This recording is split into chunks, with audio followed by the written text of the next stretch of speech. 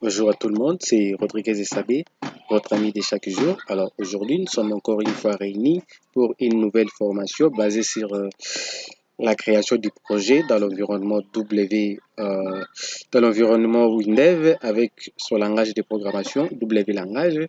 Alors ici, dans un premier temps, nous allons devoir créer avec vous une analyse que vous vous êtes habitué à appeler la base de données, voilà, dans Windev appelle la base de données analyse. Et dans notre analyse, nous aurons trois fichiers, ce qui veut dire que nous aurons trois tables. Alors, pour commencer, nous allons cliquer sur le bouton créer un projet et nous allons créer un projet qui va tourner sur Windows, mais aussi sur Linux. Je vais choisir cette option-là, qui est même sélectionnée par défaut. J'y patiente un tout petit peu. En tout cas, ne soyez pas pressés. Il faut utiliser toute votre patience. Alors là, il est question de donner un nom à votre projet. Alors pour ce projet, nous allons appeler ça commande. Voilà, gestion commande, tout simplement.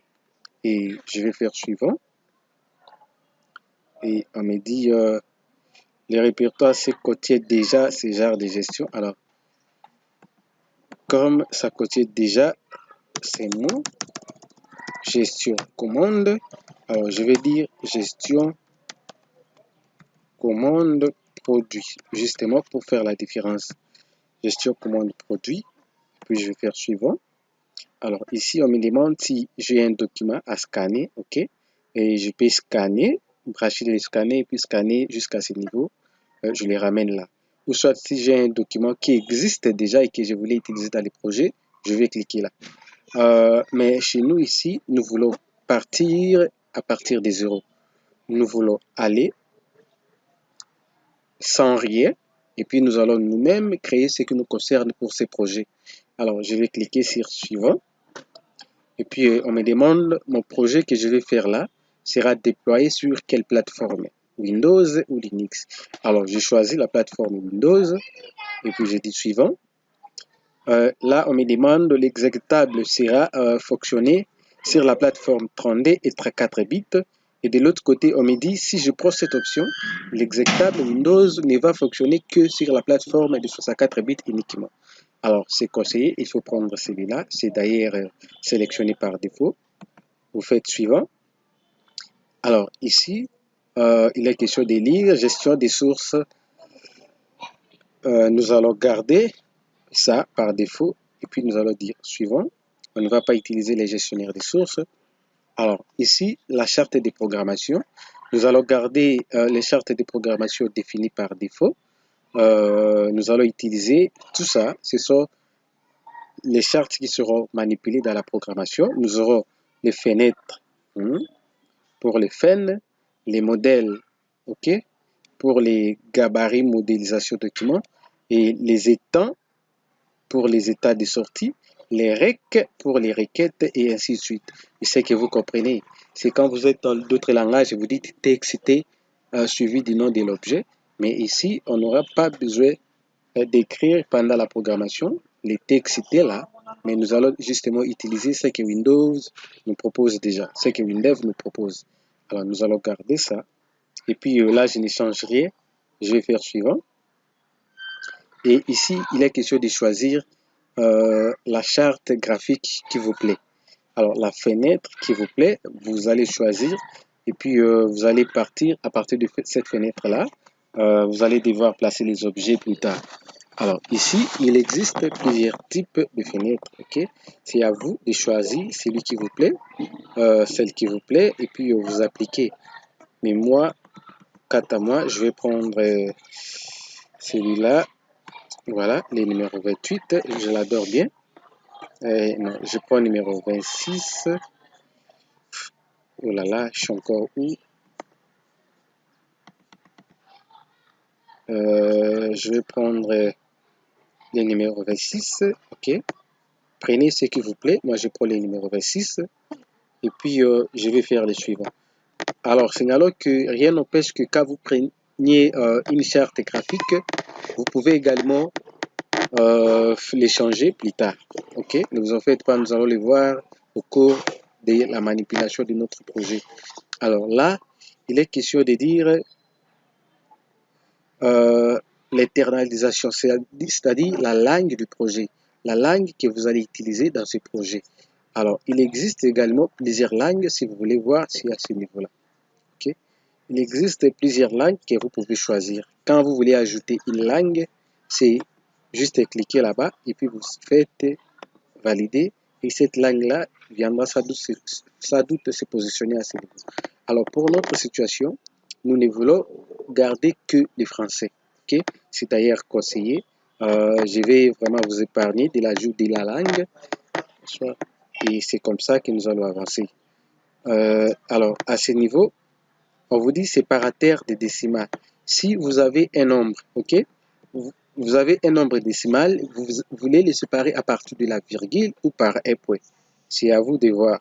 Soit vous pouvez également laisser comme ça les vides. Alors pour notre situation, nous allons garder la virgule. C'est comme ça. Et de même pour les séparateurs des milliers. Okay? Si vous avez plusieurs nombres, également à ce niveau, si vous voulez séparer, on vous dit soit vous pouvez séparer à partir de la virgule, soit à partir du point. Ça dépend de vous. Là, je ne change rien, je les laisse comme ça. Alors, nous avons les monétaires, c'est pour l'argent, c'est qui concerne l'argent. Pour avoir toutes ces options qui sont désactivées ici, il suffit juste de venir là. Alors là, nous avons les symboles euros. Alors, comme nous sommes au Congo, pour notre cas, nous allons les replacer par les FC pour dire francs congolais. Alors là, je pense que je viens précédemment de les expliquer. Alors là, j'ai la virgule, là, j'ai le point. Okay? Je garde ça comme ça. Pour l'air, vous avez le format de l'air. Okay? Comment est-ce que vous voulez afficher votre R? Vous voulez afficher les R et minutes, vous voulez afficher R minutes et secondes, vous voulez afficher R minutes et secondes, ok? Vous voulez afficher R et minutes, hein? Les AM et les PM, c'est à ce niveau-là. C'est à vous de choisir. Nous allons garder le premier. Et pour la date également, il faut quand même signaler. J'active. Il y a également plusieurs formats de dates à ce niveau, ok? Il suffit de voir là et c'est comme ça que ça va s'afficher. Vous allez choisir ce qui vous plaît. Alors, nous allons garder le premier et nous allons nous limiter là et puis nous allons faire suivant. Les autres, vous allez les découvrir de vous-même. Alors, je suis là. On me dit assistant de création du projet. Alors, je dois maintenant créer une base de données. Pour l'utilisation de la base de données, votre projet va-t-il accéder à une base de données? On vous demande. Alors, dans cette option, nous allons dire oui, créer une nouvelle base de données, tout simplement. Et puis, je vais faire suivant. Une fois que je clique sur suivant, et on me dit création de l'analyse.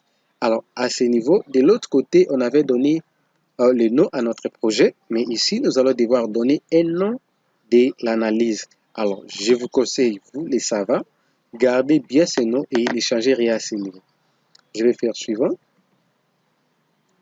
Et là, il y a plusieurs bases de données, ok, que vous pouvez également utiliser pour créer votre analyse. Mais pour notre cas, nous allons utiliser les HFSQL, qui est la base de données recommandée pour, pour les Windows. Vous voyez, c'est même coché à ce niveau. Alors, nous allons utiliser dans un premier temps les HFSQL classique pour l'application monoposte, mais si plus tard nous voulons déployer notre application client-serveur, nous allons choisir le HFSQL client-serveur. Alors, tout ça, ce sont les autres systèmes de gestion des bases de données. Si vous maîtrisez bien les autres SGBD ici présents, vous pouvez également les utiliser, mais avec ça, avec les autres SGBD, vous allez sans doute utiliser les codes pour pouvoir connecter votre base de données avec le W langage. Alors, nous allons faire simple, nous allons garder les HFSQL serveurs, non, les HFSQL classiques pour créer notre base de données. Ici, avec ces bases de données, avec ces SGBD, vous n'aurez pas besoin de connecter, ok, ça viendra par défaut. Le projet que nous allons créer sera superposé automatiquement au-dessus de notre base de données. Alors, je vais garder les HFSQL classiques et puis je dis suivant. Alors, quand je suis là, on me dit création de l'analyse, vous avez décrit les informations nécessaires à la création de l'analyse. On vous dit de cliquer sur les boutons validation pour créer l'analyse. Alors, je vais cliquer là. La finalisation est en cours. Et si tout va bien, je dois devoir donner un nom au premier fichier. Alors, dans notre exemple ici, nous avons affaire avec les trois fichiers. Nous aurons les fichiers clients, les fichiers produits et les fichiers commandes. Signalons que nous sommes dans la gestion des commandes des produits. Alors là, je suis là, on me demande de créer une nouvelle description d'un fichier de données. Les fichiers de données ici, c'est la table. Ce que vous appelez dans d'autres langages ou dans d'autres SGBD tables, dans les HFSQL. Windev nous dit d'appeler ça fichier et non la table. Windev a ses propres appellations. Ok, ça, il faut comprendre. Alors, je vais garder ça, je fais suivant. Et là, à ce niveau, on me dit nom du fichier de données, c'est-à-dire les noms de la table. Je vais diriger le fichier client. Ok. On me dit un enregistrement représente un client. C'est normal. Là, on garde comme ça. Ici, on ne change rien. Et puis, nous allons faire suivant. On me demande est-ce que je suis vraiment sûr de vouloir créer une base de données avec HFSQL? Je vais dire oui, je suis sûr et certain. Et c'est parti, je vais cliquer encore une fois de plus. Désormais, j'ai une table qui se présente comme ça. Alors, ça s'ouvre à l'intérieur. Maintenant, il me faut commencer à écrire les champs. Nous avons déjà l'identifiant qui est à ce niveau, qui sera d'ailleurs automatique. Alors, il est question justement de commencer par les champs qui suivent. C'est les noms clients. Là, nous avons les postes noms clients. Après, pour me déplacer dans une zone de texte, je double-clique tout simplement. Après, nous avons les prénoms clients. Et là, nous avons l'adresse client. Nous avons d'abord la photo, ok, la photo du client. Nous avons l'adresse du client. Et puis, nous avons à la fin les tels clients pour dire les téléphones clients. Alors, je vais prendre celui-là. Photo, je les descends vers le bas. Voilà, là. Et puis, je vais maintenant changer les types pour les non-clients. OK. Pour les non-clients, je vais garder les types texte. Pour les postes non-clients, je vais garder également les types texte. Pour les prénoms, je garde aussi les types texte. Mais pour l'adresse, je vais définir les types combo. Voilà. Les types combo, c'est encore où? Combo box, voilà, à ce niveau-là. Et quand je définis le type combo, je choisis combo, ok. Pour ces exemplaires, voici, on donne également comment est-ce que les choses seront affichées, ok. Quand je prends le sélecteur, donc j'aurai affaire avec une interface comme celle-ci. Quand je prends liste, ma combo sera affichée comme ça. Et quand je prends combo, je vais devoir dérouler la liste, ok. Ça sera comme ça. Alors, je vais prendre combo et puis je valide. Quand je prends combo, maintenant, il me faut définir les valeurs qui seront à l'intérieur. Okay? Les valeurs par défaut. Je clique sur les deux points. Okay? Sur ces deux flèches ici qui au départ ont montré vers le bas. Je vais d'abord retourner. Je clique pour recommencer. Okay? C'est comme ça. Une fois que je finis, je sélectionne là la ligne où je dois définir le combo. Et puis, je viens là dans les deux petites flèches qui montrent vers le bas. Je clique une fois et j'aurai une interface qui va s'ouvrir ici. Dans les contenus initiales, je vais devoir mettre ce que l'utilisateur va voir quand il va cliquer sur le combo box. Je mets d'abord les 3 points. Ok, avant tout, l'utilisateur verra d'abord les 3 points et puis suivi des adresses que vous pouvez définir. Alors là, je vais dire Kisangani, je vais dire Kabondo. Je vais dire encore Mangobo. Oui, Makiso d'abord, et puis je dis Mangobo. Après Mangobo, je ne sais pas moi si c'est Kisangani. Vous allez ordonner chez vous. Hein. Moi, je n'ai pas le temps. Je vais faire ça comme ça. Alors, quand je finis, je vais encore redoubler. Ok, recliquer sur ces deux flèches. Alors, pour les numéros de téléphone, je vais garder les types numériques. Ok. Et pour la photo, je vais prendre les types images. Les types images, soit image binaire, je prends. Voilà. Et à ce niveau, ça, ce sont les noms qui seront affichés dans les libellés, c'est-à-dire les titres. Les noms qui seront affichés à côté des champs doivent quand même être arrangés. Ok. Vous devez arranger quand même pour faire beau, parce que ces noms ici seront visibles par l'utilisateur. Et ce qui se trouve à ses côtés, seul le programmeur sera à mesure de voir ça. Ça va? Alors faites ça. Arrangez bien les choses à ce niveau. Vous pouvez mettre les accents, ça ne dérange pas. Alors je vais dire téléphone. Et là, je vais tout simplement garder photo. Voilà. Quand j'ai fini, alors ici, signalons que vous pouvez également déterminer la taille. Okay? Vous dites par exemple, le nom du client contiendra 30 caractères. Tout dépend de vous. Okay? Et le post-nom également peut contenir 30 caractères. Le prénom également peut contenir 30 caractères. Mais pour ceux qui contiennent les combos, vous n'avez pas droit à changer. Comme vous pouvez même les remarquer, là, à ce niveau, c'est grisé, c'est-à-dire c'est désactivé. Alors, quand je finis avec cette table, je ne peux qu'enregistrer. Alors, avant d'enregistrer, est-ce que quand j'aurai conçu mon application, si je vais faire une recherche, ok, dans la base des données, ok, je ferai cette recherche-là à partir de quel champ?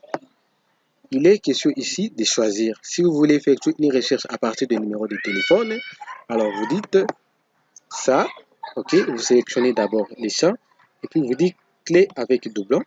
Si vous voulez passer une recherche à partir des noms, vous dites non et puis vous allez choisir clé avec doublon. Alors c'est comme ça et ainsi de suite. Alors si les boutons validés ne se voient pas à ce niveau, alors ne vous inquiétez pas, faites juste ça, ok. Et puis, quand vous allez refaire ça, checkez bon, le bouton valider sera affiché. Alors, quand je finis avec cette table ou ce fichier, je dois maintenant valider. Alors, ça c'est quoi? Désolé, j'ai double-cliqué. Voilà. Quand je finis avec ça, j'aurai un fichier qui va se présenter comme ça. Alors, je vais vite fait créer les deuxièmes fichiers pour pouvoir avancer. L'état nous presse. Alors là, le deuxième fichier, c'est le fichier produit. Je vais faire suivant. Je fais suivant. Je garde HFSQL. Je fais suivant. Je fais suivant. Et du coup, je serai ramené dans l'éditeur de la base de données, dans les modes création. Alors là, je vais écrire les premiers champs, c'est la désignation produit. Je vais dire désigne prod, tout simplement, pour ne pas faire long. Et j'ai la quantité produit, que je vais dire quantité prod. Et j'ai la date fabrication, que je vais dire date fab. Mais aussi, j'aurai la date d'expiration, que je vais dire date expire. Voilà, je vais dire date expire. Quand j'ai terminé, alors ici, je vais tout justement écrire quand même en toutes lettres. Je vais dire désignation. Alors là, puisque ça sera compliqué peut-être pour l'utilisateur de lire, je vais devoir écrire en toutes lettres quantité Et là, je peux également écrire date de fabrication. OK. Date de fabrication. Et de l'autre côté, comme c'est la date d'expiration, je peux dire date expiration. Date expiration. Alors, ici, je vais garder la désignation. Qu'est-ce que j'écris là? Désignation, je vais garder les types de données texte et la quantité. Je vais prendre le type de données numériques. Là, je vais prendre la date de fabrication. Je vais prendre la date. OK. Et puis la date d'expiration, je vais prendre le type date également. Quand je finis, OK, à partir de la désignation, je peux faire une recherche, OK, et à partir de la date aussi, je peux sans doute effectuer une recherche, OK. Alors, ça c'est la quantité disponible. Voilà, c'est la quantité disponible à ce niveau. Quand je finis, je peux valider. Voilà, je vais valider et du coup, je vais devoir créer le troisième fichier un peu plus vite. Alors, ici, puisque la table qui est au milieu ici, la table commande, est une table de mouvement, OK? Dev vous offre la possibilité de créer une table de mouvement automatiquement. Alors, pour ce faire, vous devez venir là, analyse, et puis vous faites liaison, OK?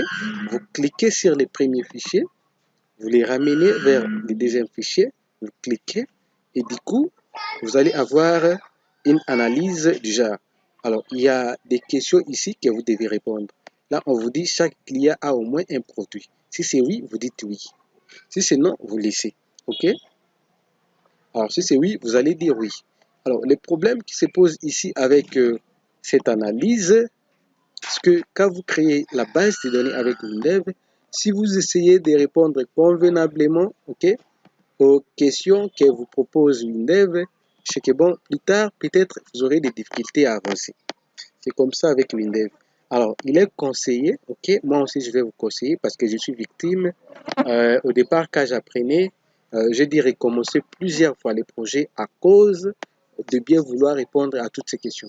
Alors, je sais que vous avez déjà une bonne analyse dans la feuille. Et ici, comme vous voulez appliquer, ne venez pas appliquer toute cette logique ici à ce niveau. Sinon, vous aurez des problèmes plus tard. Alors, pour créer la table de mouvement, je suis seulement en train de vous montrer okay, qu'il est possible de créer une table de mouvement d'une manière automatique en Windev. Mais nous n'allons pas faire ça. Nous allons le faire d'une manière manuelle si on peut se permettre. Alors là, si je vais créer une table de mouvement, je n'ai qu'à dire oui, oui ici. Et du coup, vous allez voir, il y a une table qui sera affichée ici. Et quand je vais dire oui, on me demande la table qui sera ici va recevoir quelle clé. Alors, je dis, c'est la clé du client qui sera dupliquée ici dans la table mouvement que nous venons de créer. Vous voyez même la position de la flèche. Alors, je vais dire oui. On me demande, et quelle clé encore? Les clés de laquelle table vous voulez que ça soit logé à ce niveau? Je vais avancer pour dire, c'est la table produit. Alors là, il est question de lire tout ce que vous voulez et vous faites suivant.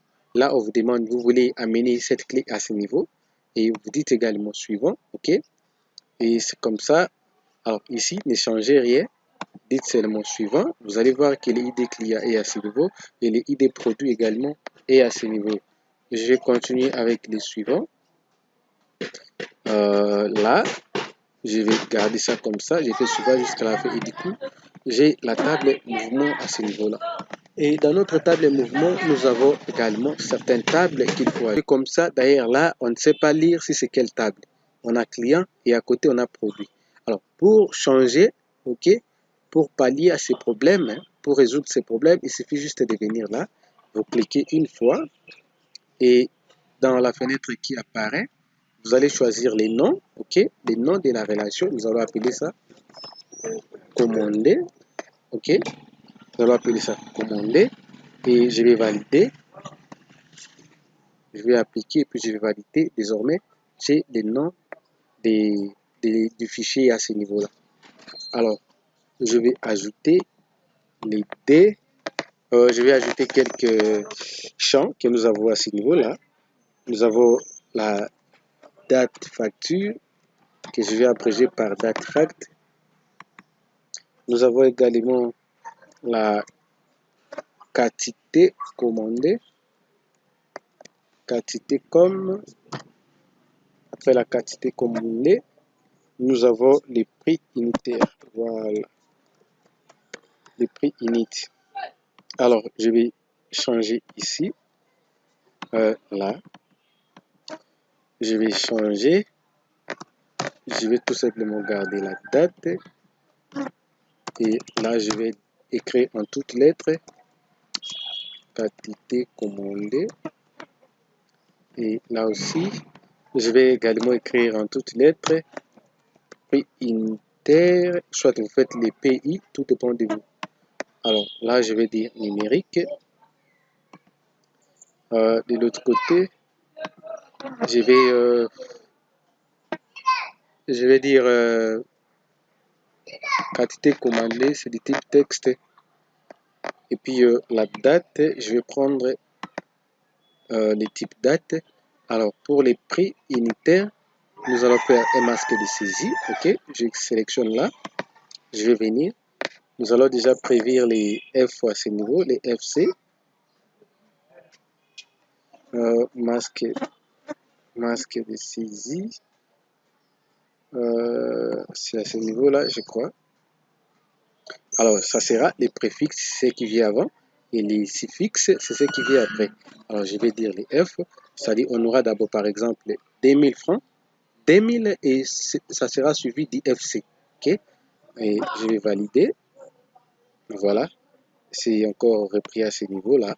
Et quand je finis, je double là, je clique là. Et comme je ne peux pas voir les boutons validés à ce niveau, je réduis d'abord. Et puis, je reviens toujours là, dans ce même bouton. Désormais, le bouton validé sera visible. Mais ce qui est vrai, nous devons d'abord déplacer tout ceci vers le haut. Ok, je vais prendre la date, je sélectionne d'ici. J'utilise la flèche qui montre vers le haut pour monter. Je vais monter vers le haut. Je vais également prendre le prix unitaire. Non, je vais prendre quantité d'abord. Je les remonte aussi parce que les autres, ce sont des clés étrangères. Ils doivent normalement se positionner au bas. Je prends également les tout derniers. Et puis, voilà, je les ramène à ce niveau-là. Une fois que c'est fini, je peux valider pour enregistrer plus tard. Alors, je peux maintenant générer le projet pour que ça prenne en compte toutes les modifications que nous venons de faire. Alors, une fois que c'est fini, il me faut maintenant créer les formulaires ou encore autrement dit les interfaces. Alors, pour que la vidéo ne soit pas trop ennuyée, nous allons devoir nous arrêter ici et nous retrouver dans la deuxième partie qui sera consacrée dans la création des interfaces. Alors, merci beaucoup pour votre attention. C'est Rodriguez Essabé, votre ami de chaque jour.